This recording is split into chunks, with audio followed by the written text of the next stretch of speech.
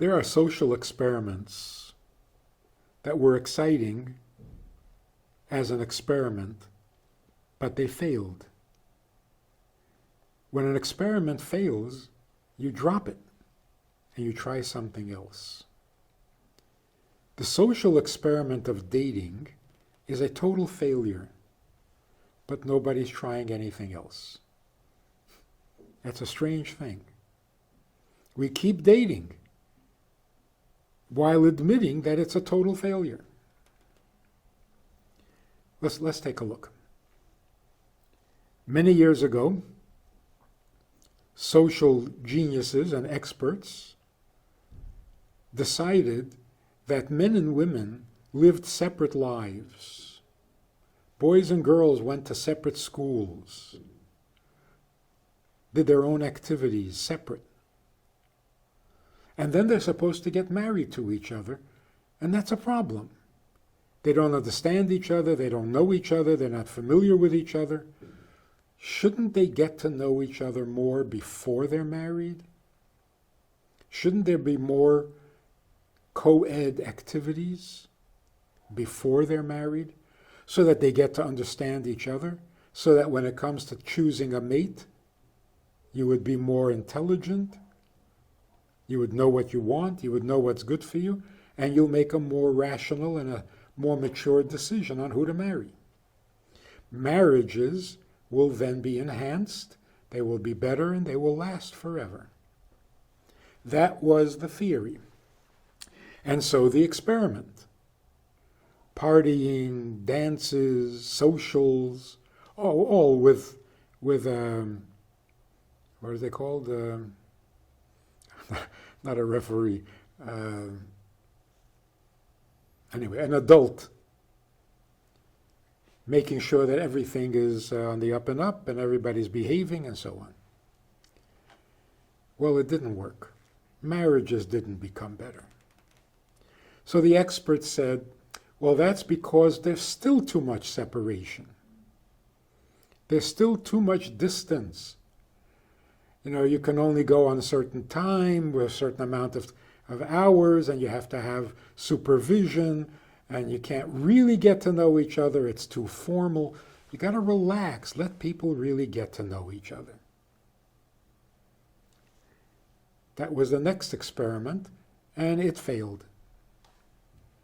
So then the experts said, you see, we're starting too late. Boys and girls start to date or meet when they're teenagers. That's too late. By then they've developed their habits, they've got their identities fixed in their minds, and it's too late. You got to start earlier. So they started earlier, and that didn't work. And of course you can see where this is going. Then they said, well, you know, you let them date and you let them party and you let them see each other, but you don't let them get close. Relax the rules. Let them experiment. Let them see if they're sexually compatible. Let them live together for a while before they decide to marry. Then the marriages will be great. But look at the result. The result is marriages are terrible. People love to date. So instead of being an introduction and a preparation for marriage, dating has become an alternative lifestyle. Rather than marry, just date. For years. Without any thought really of getting married. So that was a colossal failure of an experiment. And yet nobody wants to call it that. And we're suffering for it. We're suffering from a terrible aloneness, a disconnectedness. We're all so isolated from each other. Because dating does not bond you, it just keeps you busy. The very fact that you want to live together, share everything, but you don't want to make the commitment. That means you're on your own. When the chips are down, it's just you. And that's horrible. So maybe we should try something different. The only time you date is when you're ready to get married and need to find someone to marry. That should be the only reason. Maybe then it will help the marriage. Dating should not be an alternative lifestyle. It's not working. It's frustration, it's hurt, it's heartbreak, it's cruel and dehumanizing. You don't become a better person. Instead, we really should use dating as a brief introduction to another person to determine whether this could be a marriage. And if it can't be a marriage, then it's nothing at all. Not an alternative lifestyle. We all know that we suffer from junk food. We eat way too much junk food. Even the food that's supposed to be good food is junk food because it's been tampered with. And so we're not healthy because we're living on junk food. But now it turns out we're living a junk life. Our relationships are like junk food. They feel good for the moment. When it's over, there's nothing left. You're alone.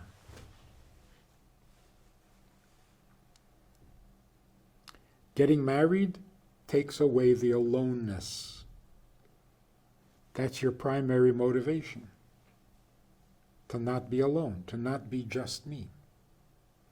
So we have to rethink this whole dating process. What it should be is men and women are really not good for each other. After all these years of the experimentation, men and women, boys and girls get to know each other. You go to school together, you go to camp together, you go to high school together. Everything is together. Do men and women understand each other? Not at all. Are we good for each other? No, we're the biggest pain in each other's life. We do much more damage than good, more hurt than pleasure. So, should we be surprised? No.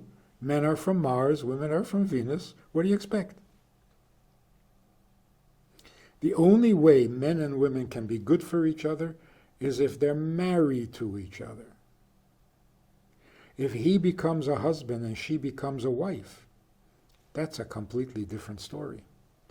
But as a man and a woman, the difference is too great, too great. There will always be a mystery.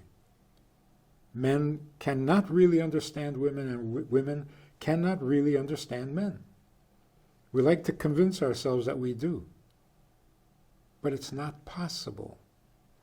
You have to be a woman to understand a woman, and you have to be a man to understand a man. So stop trying. Stop trying to figure it out. God invented marriage. That changes everything. As a husband and wife, instead of being strangers, you become family. Instead of being bad for each other, you become indispensable to each other. Because a man can be a good man and a healthy man and a successful man without a woman. In fact, it's more likely. A woman can be a much happier being without a man. But a wife is not happier without a husband. Because you can't be a wife without a husband. And you can't be a husband without a wife. So that changes everything. Now here's an important definition. Difference between a man and a husband. The difference between a woman and a wife. We need to know this. So just as an example, A married woman is very upset. Her husband doesn't stop flirting with women. Wherever they go, he's always flirting. He's always showing off. He's always mingling with the women. And it worries her. So she drags her husband off for counseling. The counselor explains that a man flirting with women doesn't mean that he no longer loves his wife. It doesn't mean that he's about to cheat on you or to leave you. It's just a man thing. When there's a group of women you can show off to, you show off. It's a masculine thing. It's a male behavior. It's a man thing. So it's harmless. Don't worry about it. Don't get upset about it. You're fine. The woman says, that is exactly my problem. It's a man thing. But I am not married to a man. I am married to a husband. A man may need to show off in the presence of women. A husband doesn't. Why is my husband not a husband? Why is he acting like a man? Like a single man. So there's a huge difference between a man who is still a man or a man who has become a husband. And the same is true for a woman becoming a wife. You have different needs. You have different appetites. You have different tastes. You have different... Everything changes for the better. That's why married couples live longer. That's a significant statistic. There is more meaning to your existence when you're married. That changes everything.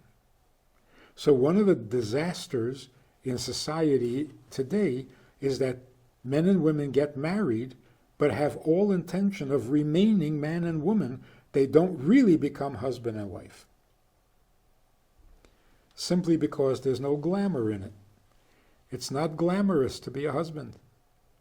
And it's certainly not glamorous to be a wife. Because wives are always desperate. So when married women want to have a little fun, they have to have a girls' night out. Not a wives' night out. We have to go back to marriage if you want to succeed at marriage. And that means become a husband, become a wife. Make that magical transition. As husband and wife, you are inseparable. You cannot be you without the other.